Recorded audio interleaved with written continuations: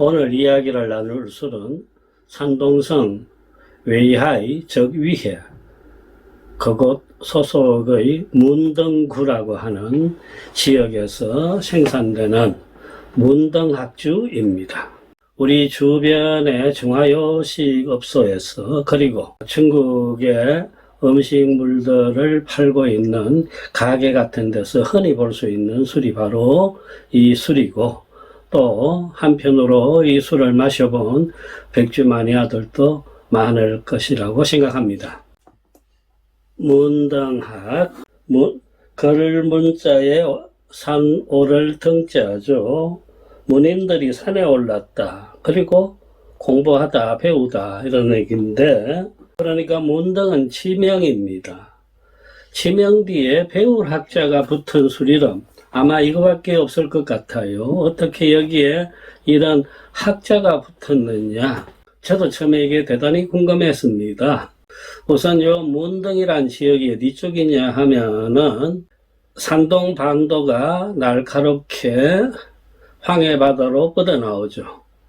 그 끄트머리에 있는 도시가 위해 즉 웨이하입니다. 그래서 인천에서 볼 적에 우리나라랑 가장 가까운 중국의 도시는 바로 이 위해입니다. 여기서 청일전쟁이 발발하기도 했습니다. 요 위해시에서 해변을 따라서 서쪽으로 조금 가다 보면 나타나는 도시가 옌타이, 즉 연태입니다. 연태고량주가 나오는. 그러면은 요 위해와 연태 중간에서 남쪽으로 조금 내려오면은 만나는 지역이 바로 위해시 문등구입니다. 위해와 연태 중간에 끼인 지역이기 때문에 이 문등은 연태 소속이 된 적도 있었고 또 위해 소속이 된 적도 있고 사연이 많아요. 1988년에는 이 문등구가 독립적으로 시로 승격을 했습니다마는 오래 못 가고 2014년에 다시 위해시 소속의 구로 편입돼 버리고 말았어요. 현재는 위해 소속입니다. 요 지역이 문등이라고 한다. 칭다오에서 연태나 위해를 갈 적에 먼저 만나는 도시가 바로 요 문등입니다. 여기서 나오는 술이다. 그리고 이 문등학의 학자 유래는 술곽에 이렇게 적혀져 있습니다. 중국어로 되어 있는 걸 쉽게 우리말로 한번 넘겨보겠습니다. 곤윤산 연면 백리, 곤유산이라는 산의 줄기가 백리를 뻗쳐 있는데 숲이 깊고 골짜기가 거악하다. 그리하여 예로부터 해상 선산지조라는 명예를 얻었다. 바다 위에 신선의 산들 중에서 우두머리다라는 칭송을 들었다는 겁니다. 진시황이 불로장생의 선약을 구하려고 여기에 이르렀다가 천하의 문인들을 소집하여 산에 오르게 한 뒤 황제의 공덕을 칭송하게 하였다. 아울러 이때 민간의 좋은 술들을 널리 모아가지고 산에 오른 학자들을 위하여 잔치를 벌이기도 하였으며, 이렇게 하여 학풍이 학문하는 풍습이 일로 번성하게끔 하였으니 이것이 문등학이요 여기서 술 이름을 얻게 되었다. 이렇게 되어 있습니다. 진시황하고 관련된다고 하고 있죠.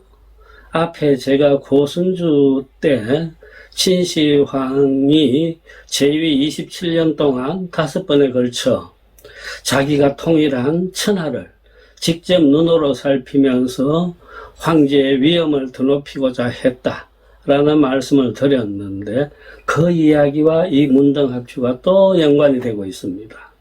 진시황이 여기 문등 지역에 온 것이 언제였느냐 하면은요, 그 5번의 국토순시 중에서 2번째였습니다. 2차 출순이라고 합니다.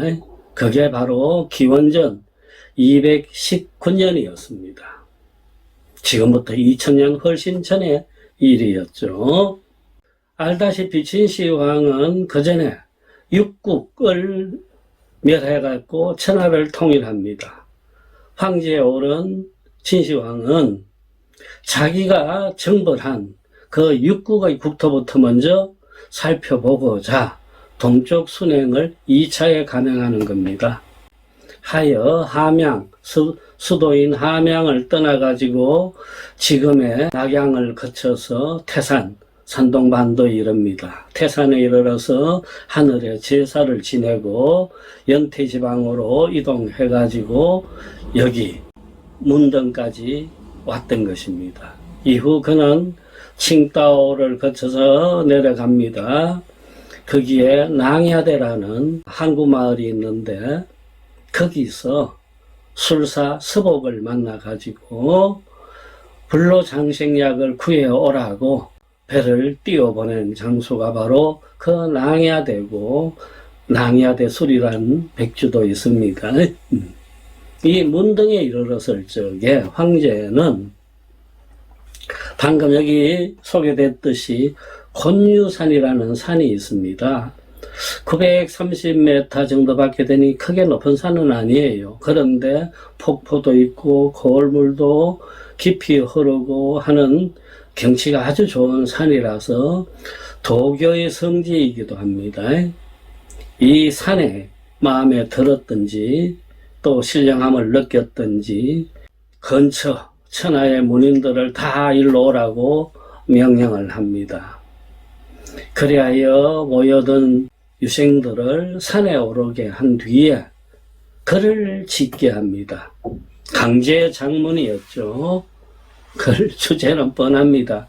진나라 그다음 황제의 그 업적을 칭송하라라는 그런 글짓기였어요. 아무튼 선비들은 뭐 할 수 없이 글을 다 지어냈고 그리고 수고했다고 술도 대접했고 이랬죠. 그때 모았던 민간의 술들이란 말이 나옵니다. 그 전통을 이어받은 술이 이 문등학주다. 이렇게 선전하고 있습니다. 진시황이 산동반도로 가던 시기 정말로 지금도 비행기를 타면 몇 시간이 걸리는 그런 거리였는데 그 옛날에 얼마나 힘들었겠습니까? 5번의 국토 순시가 있었다고 했는데 보통 평균 2년씩을 잡았습니다. 제위 27년 동안 진시황은 11년 동안 이 여행길에 있었던 것입니다. 가다가 기록에 의하면은 폭풍우를 만나 고생을 하기도 하고 강을 걷는데 경랑을 만나기도 하고 심지어 자객과 도적대들까지 마주쳐갖고 생명이 위험했던 적도 없잖아 있었습니다. 추측컨대 그 이미 멸망한 옛나라 땅의 저항 세력들이 황제의 행차를 공격했던 것이 아닌가 보고 있습니다. 이 산동반도는 먼저 노나라 땅이었고 이후 제나라 땅입니다. 그래서 이 주민들 사이에서는 아직도 황제에 대한 반항의식이 컸습니다. 이들을 누르고 달래기 위한 행사 중에 하나가 바로 유생들을 산에 올라서 글짓기 한 것, 그것과도 관련이 있습니다. 이 행사가 워낙 거대하고 국가적인 것이었기 때문에 영향력이 후대에까지 이어지는데 그리하여 이 문등 지역에서는 학문을 하는 풍습이 크게 일어났다고 합니다. 글을 해서 과거를 보겠다라는 그런 풍습이었습니다. 이것이 꽃핀 것이 명나라 청나라 시기였는데 기록에 의하면은 명청시대에 문등 지역 출신의 선비들이 진사로 급제한 숫자가 617명이라고 합니다. 이게 얼마나 큰 숫자냐 하면은 그때 현급, 다른 전국의 현급 도시들의 평균 합격률보다 2배 이상이 됐다고 합니다. 그리고 거기에서 큰 학자들도 여러 나왔고 하여 독특한 학풍세계를 이루었기 때문에 이것을 지금도 문등학파라고 부르게 되었다. 이제 이 술 이름에 학자가 들어간 까닭을 충분히 알 수 있을 것 같습니다. 그죠?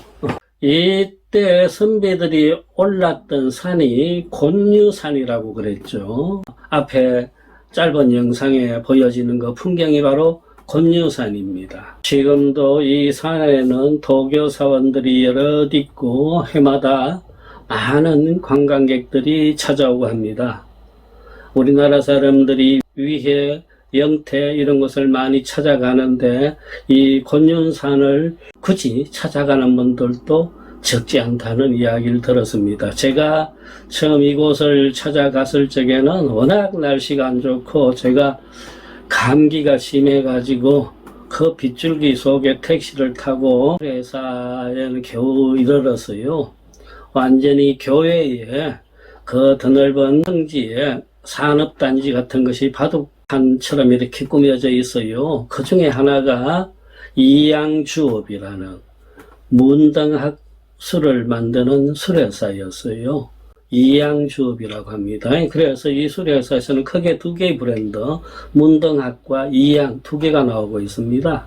연태로 갈 시간이 촉박해갖고 타고 갔던 택시를 공장 앞에 대기시켜 놓고 그냥 외부 모습만 몇 컷 찍고 가겠다고 차에서 내렸는데 바람은 불고 우산도 젖혀지고 했어요.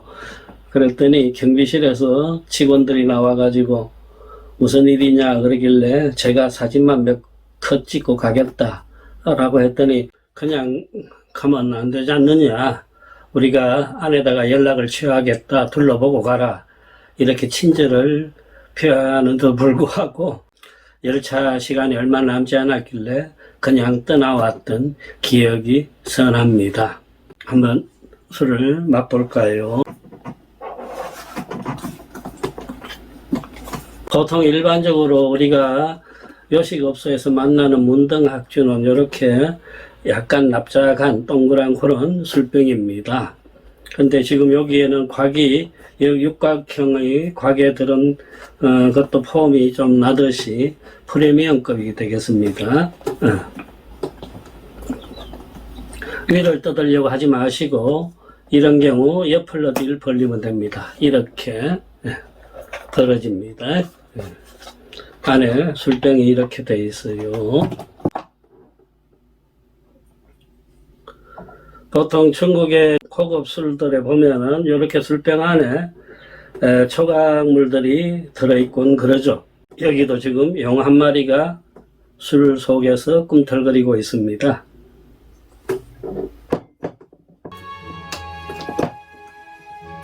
그리고요, 똥 소리가 나고요.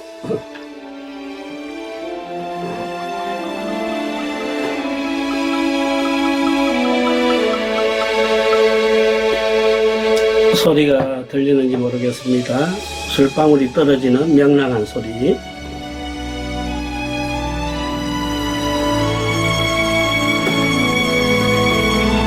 육, 7년 만에 다시 마셔보는 문등학주 같습니다. 처음에 제가 이 술을 마셨을 적에 인상이 그대로 남아있어요. 아주 거칠다라는 것. 세게 들어왔어요. 화끈할 정도로 얼얼하고, 야, 52도 술이 이렇게 독할 수가 있나 싶을 정도로, 그리고 완전히 쓴맛이 느껴지고 단맛은 전혀 모를 정도로 목넘김도 꽤 힘들었습니다. 뒤에 남는 향이 뭐랄까요, 아주 지독하다라는 그런 느낌도 없지 않았습니다. 그런데 두 잔, 석 잔을 마시고 나니까 비로소 은은하게 단맛이 올라오고 그 속에서까지 화끈거리니까 야, 이게 빼가리다, 이런 느낌이 오곤 그랬습니다. 그런데 오늘 이 술은 32도 술입니다. 이 술병에 보면은 문등학이라는 밑에 흐릿하게 한글 문등학이 적혀져 있어요. 이걸 보면은 이 술은 한국 수출을 위해서 따로 제조하지 않았나 싶습니다. 한국 사람들이 도수 높은 걸 싫어하고 짙은 향을 안 좋아하니까 거기에 맞춰가지고 이렇게 부드럽게 그리고 향도 많이 죽여버린 이런 술을 따로 제작한 것이 아닌가 여겨집니다. 예, 대단히 은은하게 옵니다. 도수 차이도 있겠죠. 부드럽네요. 먼저 단맛이 치고 들어오고, 문등하게 이런 술도 있구나 그런 느낌을 줄 정도입니다. 그런데 한편으로 우리가 생각하면은 진한 중국 음식들 그걸 안주로 했을 적에 기름기가 얼마나 많습니까? 그런 음식을 곁들이면서 술을 마실 적에는 차라리 이렇듯 거칠고 화끈하고 센 그리고 향도 차라리 지독한 그런 술이 어울릴 때가 많습니다. 백주 마니아들이 대부분 그런 맛 때문에 백주의 세계에 빠져들었다고 여기고 있습니다. 되새김 향이란 말 들어보셨어요? 제가 지은 이름입니다. 반추향이라고 해요. 무슨 뜻이냐면은 중국 백주를 마시고 나서 우리 막걸리도 마찬가지입니다만 간혹 가다가 터림을 할 때가 있죠. 꺽하고 그때 올라오는 향, 그들 향 중에 좋은 향이 뭐 있겠습니까? 그런데 중국 백주에 아주 저가의 그런 술들, 그 반추향, 되새김 향은 역겹기 짝이 없죠. 자기가 자신이 맡으면서도 몸서리치는 때가 있는데 제가 문등학에서도 그런 느낌이 있었는데 오늘은 전혀 그렇지가 않습니다.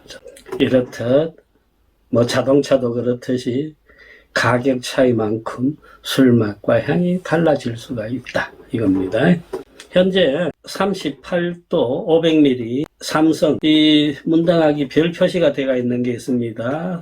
3성, 4성, 5성 이렇게 되어 있는데 별이 많을수록 가격이 더 높아져요. 38도 500ml 삼성의 경우 중국 현지에서 42위안 정도 합니다. 우리 돈 한 8,000원 선이고요. 그 다음 52도 500ml 65위안 정도 해요. 4성급에. 이게 우리 돈 한 12,000원이 되겠죠. 그리고 이것처럼 32도 하얀 도자병에 들어있는 것 32위안입니다. 우리 돈 한 6,000원 선에 거래되고 있어요. 중국 현지에서 뿐만 아니라 우리나라 어디에서도 쉽게 저가에 만날 수 있는 문등학주 이 술을 드실 적에는 먼저 각오를 하셔야 돼요. 52도의 경우 강하다, 거칠다, 짙다 이 세 가지를 그래서 아예 안주 자체를 진한 걸 먼저 고르시길 바랍니다. 그리고 2잔, 석 잔을 마시고 나면은 백주에 빼갈의 진면목이 나타나기 시작한다. 그래서 흔쾌히 취할 수가 있다. 그 취 중에 그 천하를 통일한 진시황이 영원토록 늙지 않고 죽지 않고 살겠다고 동해 바다에 배를 띄워가지고 불로장생약을 구해오라고 떠나보내고 그를 돌아오기를 기다리다가 끝내 헛되이 규리에서 죽은 생애까지 떠올리면서 술과 죽음, 술과 무상 이런 것들을 생각해 보는 것도 좋을 듯 싶습니다.